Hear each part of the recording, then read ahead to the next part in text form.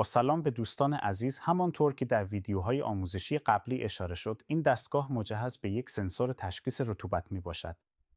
در ابتدا از سنسورهای مقاومتی برای سنجش رطوبت خاک استفاده می شد.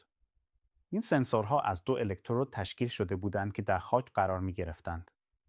رطوبت خاک با اندازه‌گیری تغییرات مقاومت بین دو الکترود اندازه‌گیری می شد.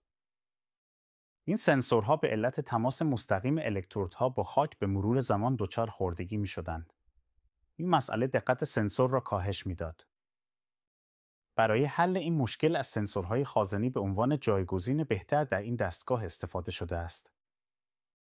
به دلیل عدم تماس مستقیم الکترودها با خاک، سنسور خازنی دچار خوردگی نمی شود و از طریق تغییرات ظرفیت خازنی کار می کند. این سنسورها دقت بالاتری نسبت به سنسور مقاومتی در شرایط محیطی مختلف دارند. همانطور که در شکل مشاهده می کنید، قسمت بالایی سنسور شامل یک مدار الکترونیکی می باشد. جهت حفاظت این قسمت از مدار از رطوبت از یک پوشش اپوکسی مخصوص استفاده شده است. با این کار بدون نگرانی می توان این سنسور را در شرایط محیطی نامناسب استفاده کرد.